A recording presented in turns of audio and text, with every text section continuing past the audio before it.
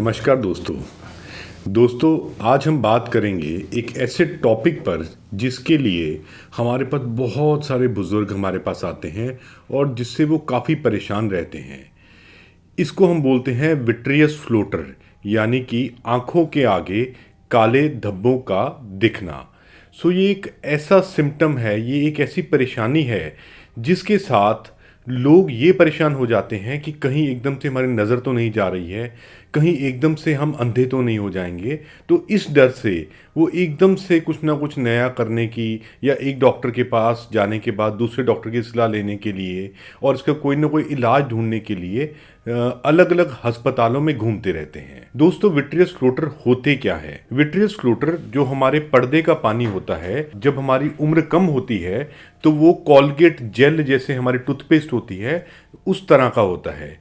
जैसे जैसे हमारी उम्र बढ़ती है तो वो जेल का कुछ हिस्सा पतला हो जाता है और जो उसका कुछ हिस्सा जो अभी भी सॉलिड फॉर्म में होता है, जो अभी भी थोड़ा सख्त होता है, तो वो एक छोटे से पत्थर की तरह आंख के अंदर ऐसे घूमता है और जब लाइट उसके ऊपर पड़ती है तो उसकी एक शेडो कास्ट होती है, उसकी एक परछाई पड़ती है पर्दे के ऊपर और वहाँ पे हमें एक ब्लैक स्पॉट नज़र आता है। नॉर्मली ये ब्लैक स्पॉट हमें अंदर कमरे में या ब्लैक बैकग्राउंड्स में बहुत कम दिखता है, पर अगर आप खुले आसमान में देखेंगे तो आपको कई बार वो ज़्यादा दिखाई देगा या थोड़े हल्के या सफ़ेद बैकग्राउंड्स के आगे वो काले धब्बे आपको ज़्यादा दिखेंगे। ये होते क्यों हैं? इनका सबसे बड़ा कारण, जैसे मैंने आपको बताया, उम्र की वजह से, हमारी जेल का पतला होने की वजह से ये विट्रियस फ्लोटर सबसे कॉमन कारण है।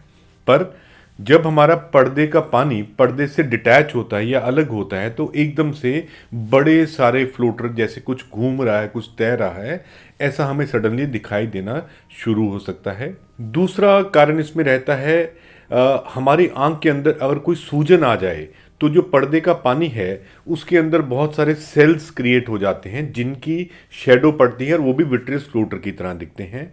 तीसरा एक मेजर कारण शुगर के मरीजों को, ब्लड प्रेशर के मरीजों को, जिनमें खून की नाड़ियाँ थोड़ी फट जाती हैं और उससे खून पर्दे के पानी में आ जाता है, तो वो भी फ्लोटर्स की तरह अपनी परछाई देता है। और चौथा और सबसे इम्पॉर्टेंट कारण है पर्दे का फटना। अगर कहीं से भी पर्दा फट जाए तो उसके में से एकदम से बहुत सारे फ्लोटर्स आंख के अंदर दिखने शुरू हो जाते हैं, जो एक मेडिकल इमरजेंसी है। दोस्तों, सबसे इम्पॉर्टेंट बात कि अगर विट्रियस फ्लोटर हो तो घबराएं नहीं, पर अगर एकदम से ये फ्लोटर्स बढ़ते हैं तो सबसे पहले जाके अपने आंख के विशेषज्ञों को मिलें। दवाई डाल के वो आपके पर्दे की जांच करेंगे और देखेंगे कहीं आपकी आंख में सूजन तो नहीं है, आपकी आंख में खून तो नहीं उतरा है, आपकी आंख का पर्दा तो नहीं फट रहा है। अगर ये तीन चीज़ें नहीं हैं, आपके डॉक्टर आपको बताते हैं, तो ये फ्लोटर्स एक नॉर्मल फिनोमिना है जो उम्र की वजह से होता है, तो इसको घबराएं नहीं। तो फिर इसका इलाज क्या है? तो इसका इलाज बड़ा सिंपल है दोस्तों, इस पे ध्यान नहीं दीजिए। जैसे हमारा दिमाग है, जिस चीज़ को अगर हम किसी की कोई बुरी आदत को देखना शुरू कर दें, हमें वो आदमी बुरा दिखना शुरू हो जाता है। इसी तरह फ्लोटर्स को अगर हम इग्नोर करना सीख लेते हैं तो धीरे धीरे हमारा ब्रेन अडेप्ट कर जाता है और हमें वो दिखने बंद हो जाते हैं, वो आपको परेशान नहीं करेगा।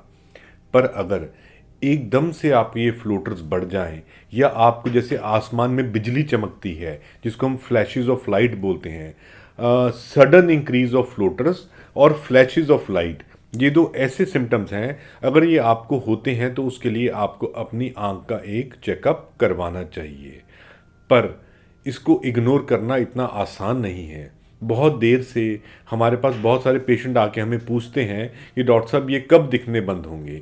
तो जो पेशेंट इससे बहुत ज़्यादा परेशान है और उनकी लाइफ हैम्पर होती है, उनकी डेली रूटीन जो है उसमें खलल पड़ता है, तो उस केस में हम इसको सर्जिकली विट्रैक्टमी यानी पर्दे के पानी की सफाई करके ठीक कर सकते हैं। या फिर अगर कोई बड़ा फ्लोटर है तो उसको हम लेज़र से तोड़ के छोटे फ्लोटर्स में बिखरा सकते हैं और धीरे धीरे वो आई से एब्जॉर्ब कर जाता है। एक और बात कि अब इससे बचा कैसा जाए। उम्र को तो हम रोक नहीं सकते हैं, तो इससे बचना तो बहुत मुश्किल है। पर अगर आप अपनी खुराक अच्छी रखते हैं, अपनी लाइफस्टाइल अच्छा रखते हैं, अपनी एक्सरसाइज करते हैं रेगुलर, तो जैसे हमारा शरीर स्वस्थ रहता है, ऐसे ही हमारी आंखें स्वस्थ रहेंगी और हमें ऐसी दिक्कतों का कम सामना करना पड़ेगा। सो दोस्तों, फ्लोटर से घबराएं नहीं, पर इसकी जांच ज़रूर कराएं और इसको इग्नोर करना सीखें अगर आपके डॉक्टर आपको ये सलाह देते हैं। शुक्रिया, धन्यवाद।